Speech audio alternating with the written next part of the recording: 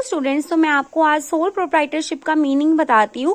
Sole proprietorship एक ऐसा simple form है बिजनेस का, ऐसा सिंपल स्ट्रक्चर है जिसमें ओनली वन इंडिविजुअल क्या करता है, पूरे के पूरे एंटायर बिजनेस को संभालता है। इसमें क्या होता है, सिंगल ओनर होता है, कोई भी और ओनर नहीं होता, अकेला इंडिविजुअल ही उस पूरे के पूरे बिजनेस का मालिक होता है। No legal separation, unlimited liability होती है इसमें और सिंपल सेटअप होता है। इजी टू डिसॉल्व, मतलब कि अगर वो चाहे तो उसको अपने आप खुद से इजीली डिसॉल्व कर सकता है, खत्म कर सकता है अपने बिजनेस को। Easy to start, full control, सारा का सारा कंट्रोल किसका होता है, उस इंडिविजुअल का। और डायरेक्ट प्रॉफिट उसका खुद का होता है, नो शेयरिंग होता है इसमें। इसके कुछ डिसएडवांटेजेस भी, क्योंकि अगर किसी के एडवांटेज है तो उसके डिसएडवांटेज भी हैं। अनलिमिटेड लाइबिलिटी है इसकी, lack of perpetuity, potential for burn out, मतलब कि जितना भी बर्डन है सारा का सारा किसके ऊपर आ गया, अब सोल प्रोप्राइटर पे, क्योंकि और कोई तो है ही नहीं अब संभालने वाला, वो अकेला काम कर रहा है। तो सारा का सारा बर्डन किस पे है, सोल प्रोप्राइटर पे है। Face all the difficulties alone, जितनी भी डिफिकल्टीज बिजनेस में आएंगी सारी वो खुद फेस करेगा। लिमिटेड फंडिंग है।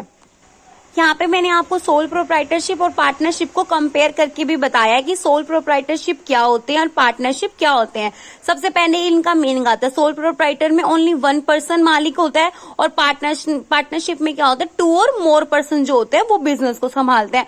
ओनर कौन होता है इसमें, सोल ट्रेडर कहलाता है। और इसमें individual known as partner and collectively known as firm. Government क्या होता है इसमें, इसके लिए कोई सोल प्रोप्राइटर के लिए कोई भी स्पेसिफिक एक्ट नहीं बनाया गया, लेकिन पार्टनरशिप, इंडियन पार्टनरशिप एक्ट 1932 के अंडर रजिस्टर होनी जरूरी है। लायबिलिटी क्या है, जितनी भी लायबिलिटी है वो सारी सोल प्रोप्राइटर्स की है। और यहाँ पे पार्टनरशिप में क्या है, जो लायबिलिटी है वो दोनों पार्टनर्स में या फिर ज्यादा पार्टनर्स है तो उनमें डिवाइड हो जाती है।